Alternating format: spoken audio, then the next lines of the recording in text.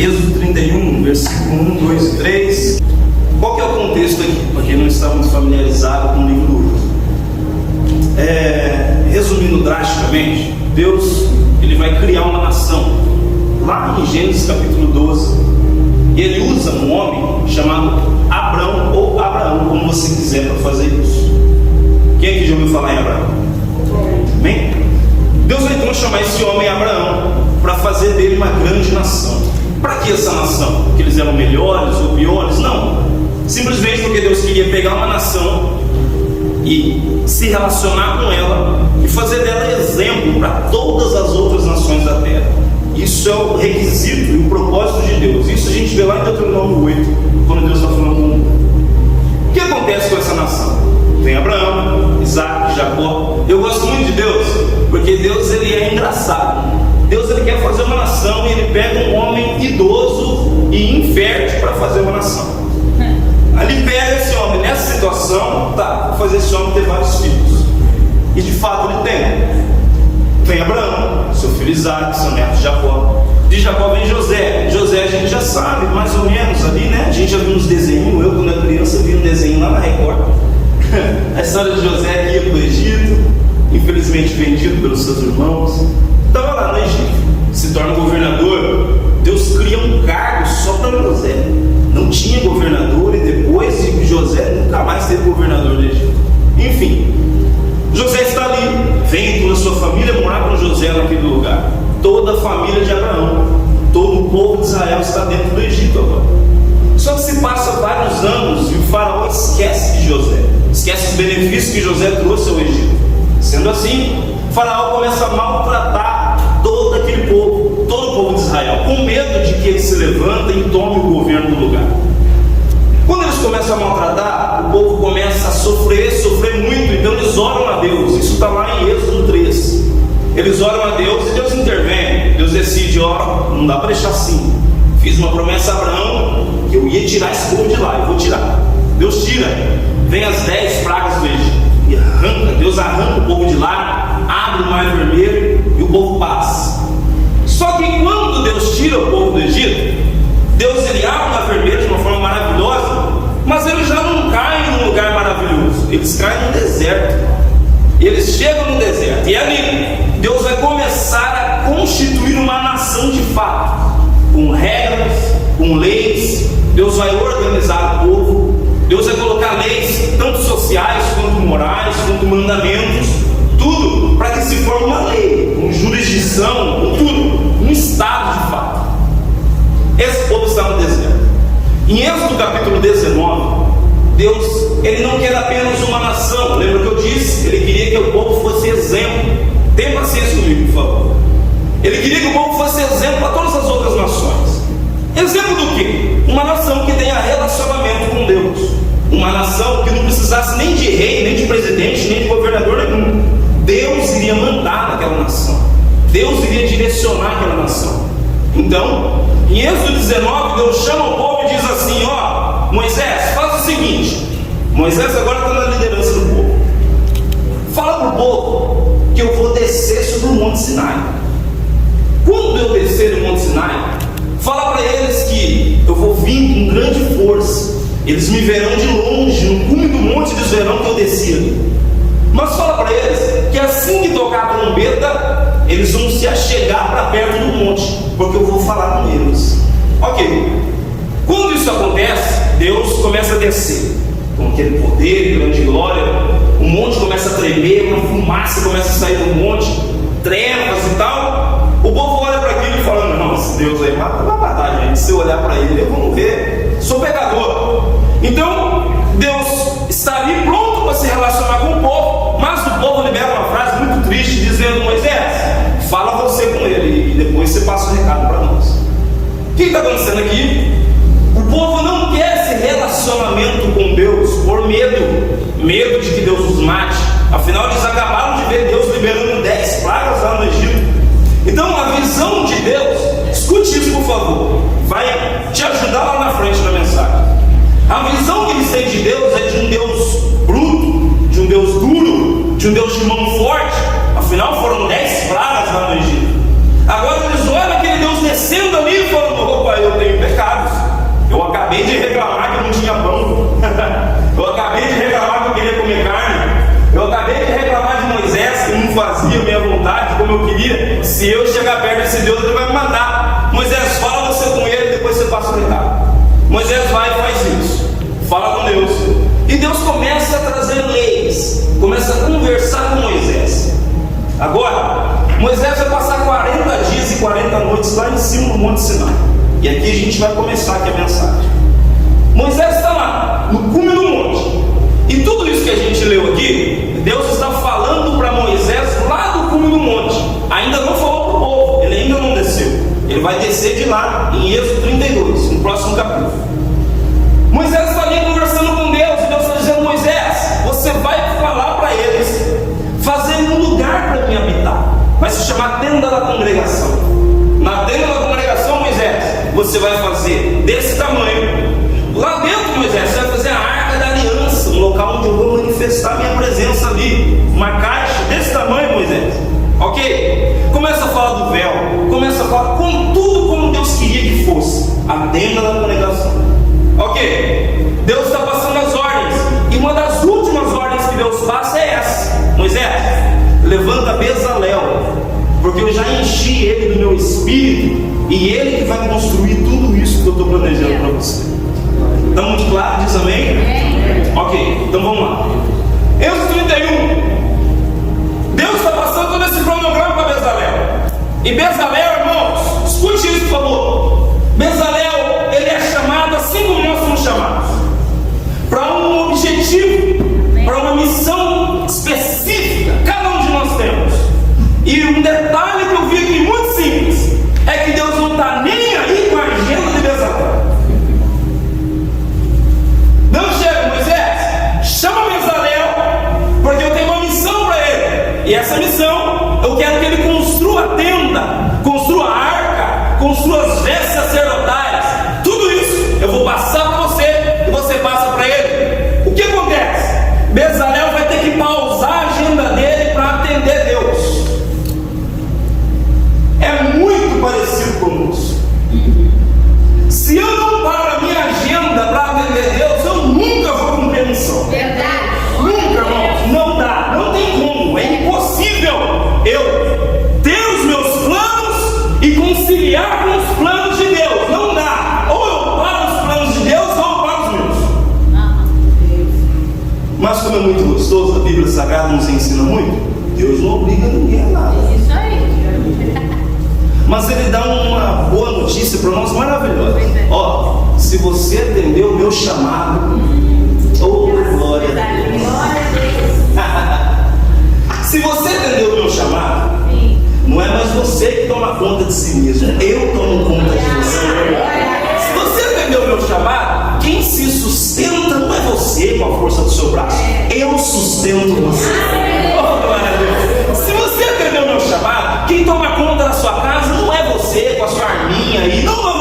Sou eu que acampo anjos ao redor da sua casa e protejo você e sua família. Então nós temos as opções. Ou eu pauso a agenda de Deus para mim, ou eu pauso a minha agenda. O que Bezalel vai fazer? Como é que a gente vai ver ele na frente? A Bíblia está dizendo: eu enchi ele do meu espírito, enchi ele de inteligência, conhecimento, vigor, sabedoria. E eu parei nesse versículo e fiquei pensando: esse homem vai ter que construir muita coisa, ele vai ter que fazer muita coisa, e coisas que nunca existiram.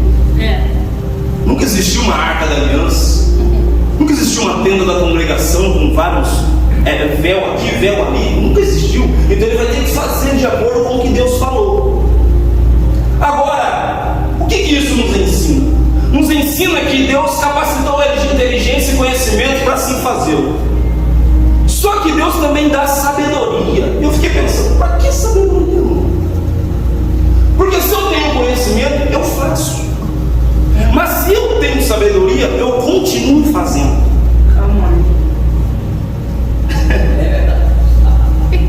Meu Deus. Prega essa palavra. Quando eu tenho conhecimento, informações e até dons, eu faço. Mas para continuar fazendo sem parar no meio das dificuldades da vida, é só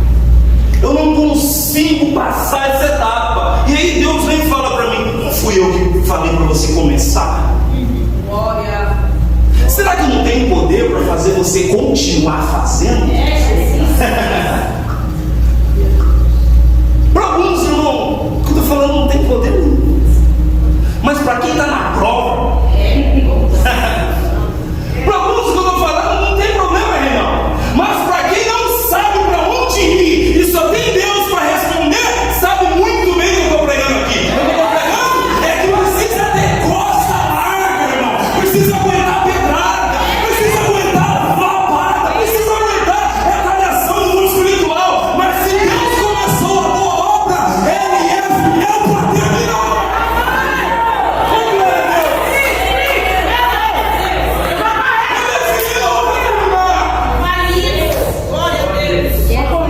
Agora, Ele dá inteligência e dá sabedoria. E eu gosto mais da Bíblia, porque ela fala escrito e fala sem falar. Eu vou explicar por quê. Porque eu fui perguntar para o texto aqui, Deus, mas por que Bezalel? O que esse homem tem? E eu fui ler, procurei tudo que tinha de Bezalel na Bíblia. E a Bíblia diz aqui, eu vou ler novamente. Falou o Senhor Moisés dizendo: esse que eu tenho chamado por nome é Bezalel, filho de Uri, filho de Ur, da tribo de Judá, e o enchi do meu espírito. Só. Acabou. Sabe o que é bonito? Que a Bíblia não fala uma vírgula do currículo de Bezalel. Porque Deus não está nem aí no seu currículo. Deus não está nem aí no currículo de Bezalel. Não, mas Bezalel é formado em engenharia de produção.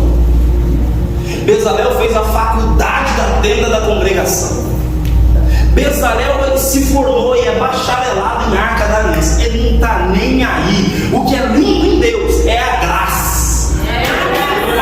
Acabou. O que é graça? Graça é favor imerecido. Eu não merecia, mas Ele fez por mim. Eu não merecia, mas Ele fez na minha vida. É exatamente o que está acontecendo com Bezalel. Bezalel não tem formação nenhuma, não tem nome nenhum, nunca apareceu o nome dele na Bíblia antes, mas Deus decidiu escolher ele e decidiu, acabou. Deus decidiu escolher Bezalel. E agora decide, coloca o Espírito, e agora Bezalel está capacitado. Faz o seguinte, Moisés, dá um recado para ele também. Vou colocar Aholiabe, o nome é bonito, você põe no seu filho, Aholiabe, para ajudar Bezalel nessa construção. Esse Aholiabe, o nome dele, o significado do nome dele é sombra de Deus. E o significado do nome do pai dele é irmão de apoio. Ou seja, na etimologia, o significado dos nomes, vai mostrar que Bezalel vai andar com alguém que significa sombra de Deus, e o seu pai, tal qual ele foi formado, tem o nome de irmão de apoio. Por quê? Porque Deus vai dar inteligência para Bezalel, vai dar sabedoria para Bezalel continuar fazendo, e vai colocar alguém que tem a cara do plano de Deus do lado de Bezalel. Parece tão bobo, mas não é. Porque eu insisto em andar com gente que não tem nada a ver com o plano de Deus no mesmo. E agora Deus vai colocar um cara que tem a cara do plano de Deus para ele. Por quê? Porque o nome do cara é sombra de Deus. O que é sombra? Sombra, para quem está no deserto, sombra é descanso. Sombra é descanso. E descanso de quem? Descanso de Deus. Não é dele mesmo. Então Deus vai colocar descanso do lado de Bezalel. E o nome do pai do fulano é irmão de apoio. Ou seja, o apoio de Bezalel será a sombra dele ali. Por que eu estou dando toda essa volta? Para dizer que, para cumprir a missão, não falta nada. Deus deu tudo. Então eu não posso usar isso de desculpa para não cumprir a missão. Eu não posso falar que Deus não me capacitou ou não me deu recursos para cumprir a missão que Ele me deu. Isso eu não posso falar nunca. Deus deu amigo, Deus deu inteligência, Deus deu sabedoria. Agora, para cumprir o que Deus colocou sobre a minha vida, basta eu pausar a minha agenda para cumprir. Toda a volta que eu estou dando é só para falar de João 3,16. Porque Deus amou o mundo de tal maneira que deu. Irmão, Deus deu. Deus renunciou Jesus porque me ama. Eu não renuncio nada. Quando a Milena falou isso aqui, eu fiquei feliz demais com Deus para confirmar o que Deus tinha falado comigo. Irmão, Deus renunciou algo por mim. E eu não renuncio nada, irmão.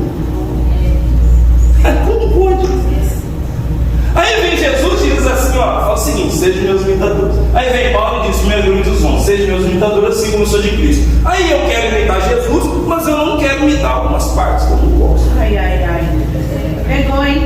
Tem umas partes aí que é legal imitar Jesus, mas tem umas partes que não é tão legal assim. Eita, meu Deus. Aí vem Jesus e diz: ó, fala o seguinte, perdoa os seus inimigos. Ô, gente, deixa eu pular essa página aqui. Não foi o seguinte: renuncia por amor a mim, aquele que perder a sua vida vai achar em mim. Não, deixa eu pular essa página aqui que não dá. Ó, aquele que busca o reino, eu vou acrescentar em dobro. Ou essa página não gostei, essa página que eu gostei. Não dá, irmão. Agora, vamos perder o fio da meada aqui. Jesus, próprio Deus, vai chamar Bezalel para fazer essa tenda para ele. Essa mensagem não é textual, ela é um pouco expositiva, então ela fica meio maçante assim. Mas escute só. Deus vai chamar Bezalel para cumprir a missão. Agora, ele está no deserto, irmão. Se Deus prepara um galpão, com ar-condicionado, com as melhores ferramentas, é melhor ou não é? Mas Deus, irmão, é Deus. Na verdade, Deus ele quer a tenda, mas ele também quer Bezalel. Escute, fã. Então, quando Deus não prepara muito bem o cenário assim para eu poder cumprir a missão, ele está fazendo tanto a tenda quanto Bezalel. Ele está fazendo tanto que eu estou fazendo quanto me fazendo. Está claro o que eu estou dizendo? Senão eu achei mais um pouquinho. Deus está aqui pedindo a Bezalel: faz a tenda, faz as vestes, faz a arca. Ok, Deus, então me tira do deserto, como eu vou fazer aqui? Não, você vai fazer no deserto.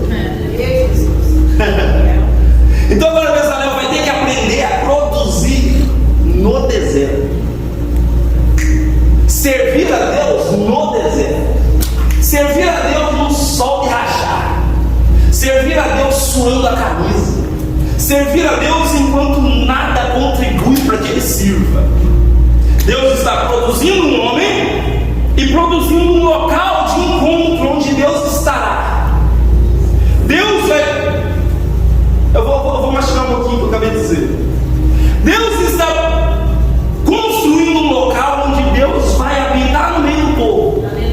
Mas para Deus habitar no meio do povo, ele precisa construir o povo. Vamos chegar um pouquinho mais.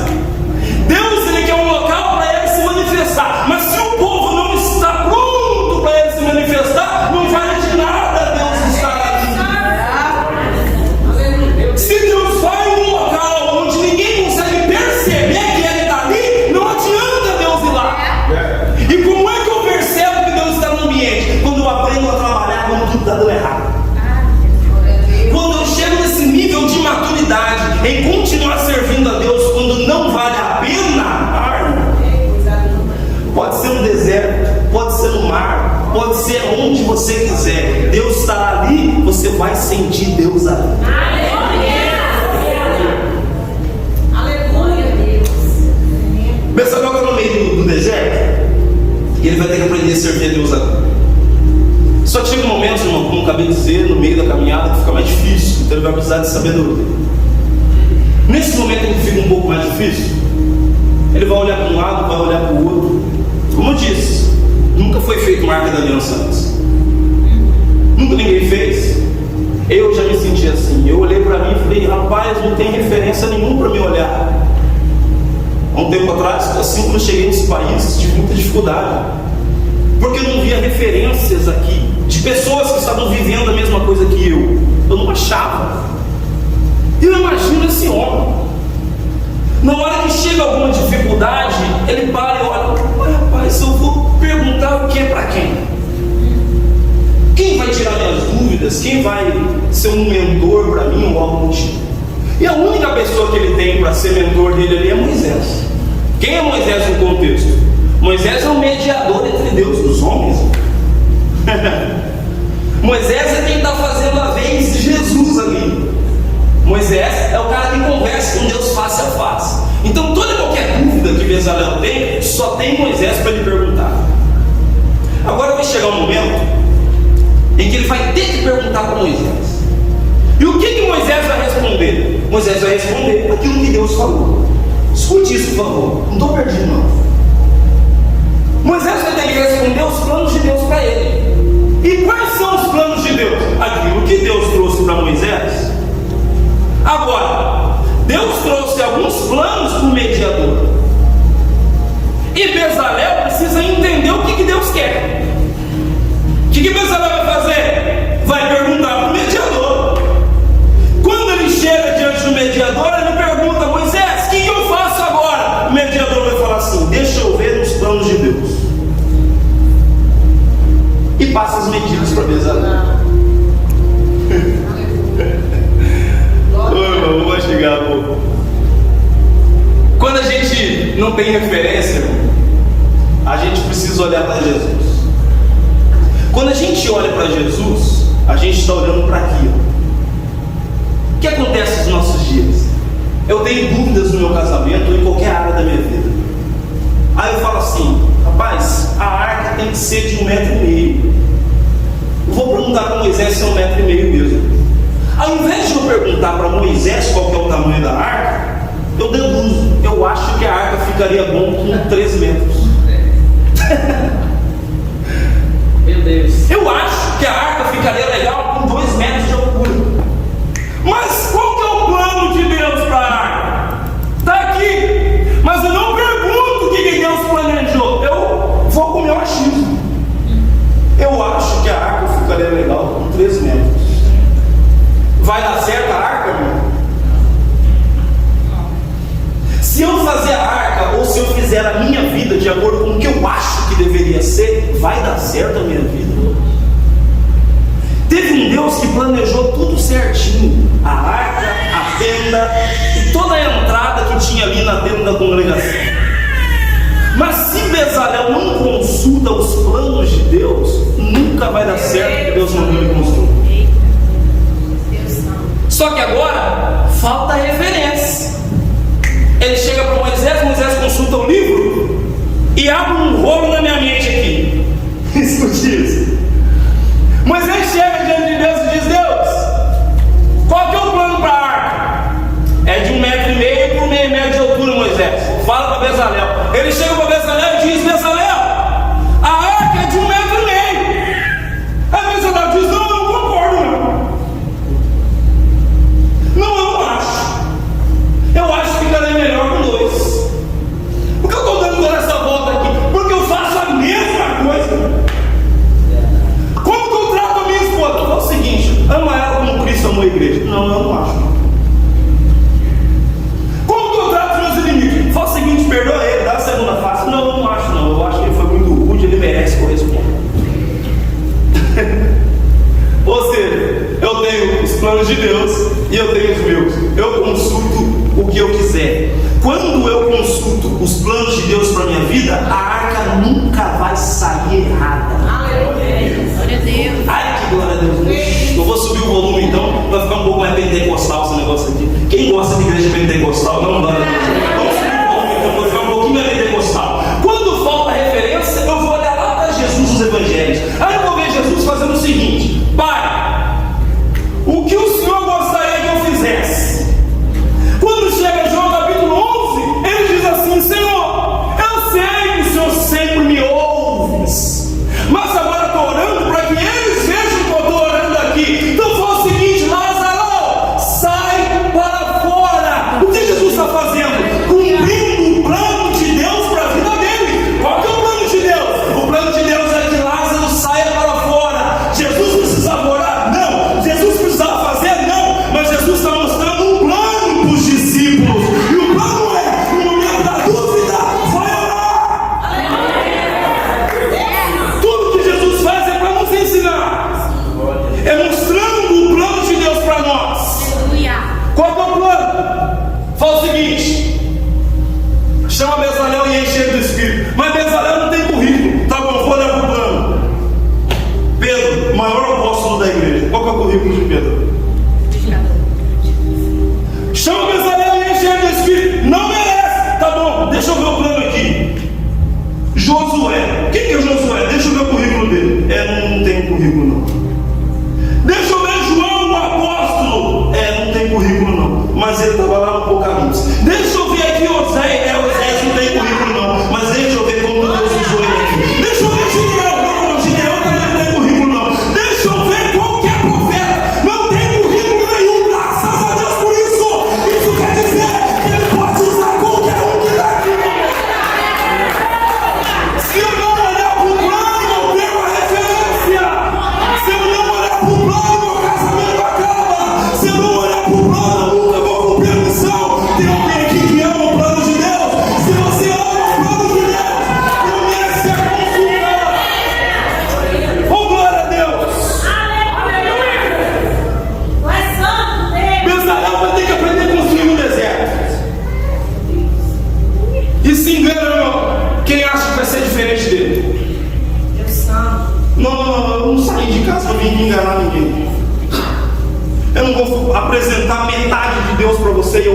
metade não.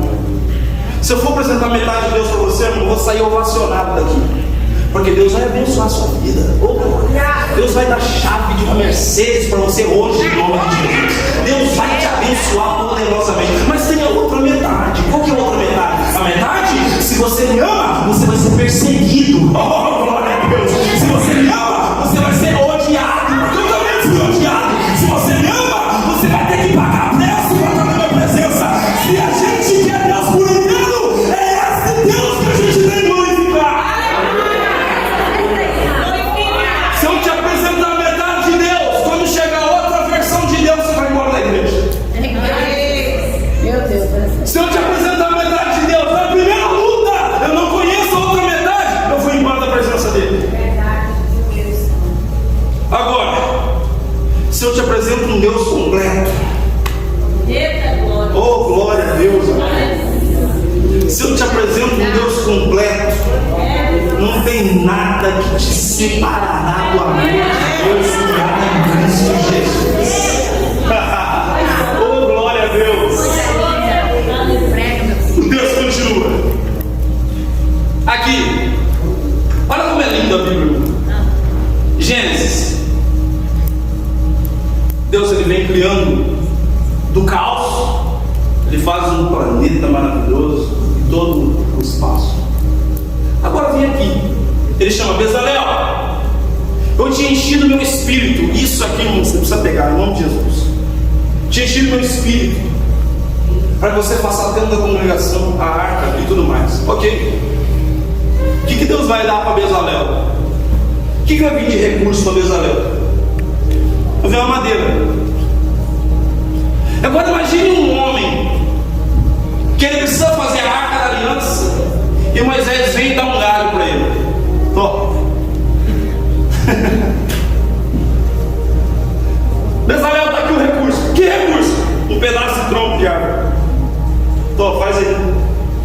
Aí esse homem vai ter que transformar um tronco de árvore numa arca da aliança. É fácil a tarefa ou é difícil? No meio do deserto, não esqueça, tá bom? Ele vai ter que transformar um pedaço de madeira na arca da aliança. Sabe o que é a arca da aliança? A arca da aliança, se estivesse na humanidade hoje, seria o objeto mais valioso que teria. Sem valor monetário para comprar ele. Ia ganhar de Mona Lisa facilmente. Porque tem muita história envolvida. Mas a arca já não está entre nós. Se estivesse, seria o objeto mais valioso do mundo. E esse homem vai transformar um tronco de árvore no objeto mais valioso da história da humanidade. É fácil fazer isso? Mas a Bíblia diz que ele foi cheio do Espírito para isso. Para isso. Repete comigo, para isso. Então a função de todo cristão é transformar algo feio em algo belo. Oh, glória a Deus. A função de todo cristão é entrar num ambiente péssimo de trabalho e transformar aquele ambiente num ambiente cristão. A função do cristão é pegar uma esposa que Deus te dá e transformar ela numa esposa cristã. É pegar um marido que Deus te dá, que não dá orgulho nenhum às práticas dele, mas transformar ele no nome de Deus. Se eu chego para Deus e digo, Deus, eu não quero esse trabalho, Deus, eu não quero essa família, Deus, eu não estou entendendo nada do que Deus me ungiu. Deus me ungiu para transformar algo feio em algo belo. Senão não faz sentido a minha presença aqui. Oh Deus, sou meio fofoca nessa igreja, Deus. É exatamente por isso que eu te coloquei. Aleluia. Meu Deus. Oh Deus, o ministério de louvor não vai. É exatamente por isso que eu te coloquei lá. Aleluia. Oh Deus, meu marido não anda. É exatamente por isso que eu tirei esse marido aí. Porque eu confio tanto em você, que você é tão cheio da minha presença, que eu vou te habilitar para transformar esse ambiente. Oh glória a Deus. Deus não dá nada pronto para ninguém, irmão. Se Deus te der pronto, Ele vai fazer de você um preguiçoso.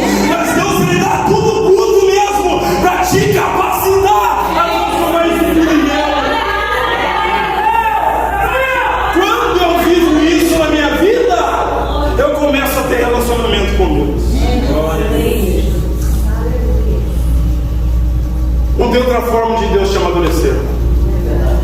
Eu queria te dar uma fórmula bem fácil, mas não existe. A única forma de Deus fazer um cristão crescer é fazendo ele construir. Aleluia. Construir, dia após dia, construindo no meio do deserto, construindo, e constrói mais um pouco. Oh Deus, eu não sei fazer. Sabe sim, eu já te ensinei, o plano está aí, segue o plano. Mas Deus, está difícil demais. Eu imaginei que ia ser difícil, por isso que enviei você. Ô plano aí, segue o manual de instrução que vai dar tudo certo. Então Deus nos capacita e capacitou Bezalel dessa forma. Mas escute isso, por favor, que minha hora já está dando. Bezalel constrói a arca da aliança. Isso tudo é lindo demais. Aí eu te pergunto, Bezalel faz a arca da aliança, um objeto maravilhoso, lindo, sem valor. E onde que ele coloca ela? No Santo dos Santos. Atrás do véu, onde ninguém vê.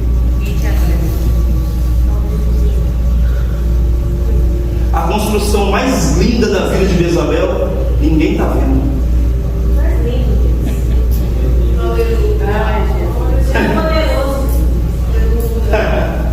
Ninguém está vendo. A construção mais difícil da vida de Bezalel é também a mais linda. A família não está vendo para poder aplaudir. O pastor dele não está vendo. O líder dele da igreja não está vendo o que ele está construindo. Os amigos não estão vendo e aplaudindo. Parabéns, Bezalel, você fez demais. Não está vendo, mas tem alguém que está vendo. Glória a Deus. Você pode erguer a sua mão e agradecer a Deus aí, porque todas as renúncias e sacrifícios que eu faço, oh glória a Deus, ainda que minha esposa não veja, Reinaldo, ainda que os meus amigos não vejam, irmão, tem um Deus que está vendo a construção que eu estou fazendo. Aleluia. E as construções mais lindas da sua vida, irmão, deixa eu te dar esse recado, ninguém vai ver. Os maiores sacrifícios da sua vida ninguém vai ver. Mas Deus te dá uma notícia: tem um Deus que tudo sonda, tudo vê, nada dele fica escondido, e ele sabe exatamente aquilo que eu estou construindo. Glória a Deus. Ele constrói a arca, deixa linda, aí ele coloca lá atrás do véu. Ó, isso aqui é para Deus. E aí, Bezalel, o que você estava fazendo? Nada não.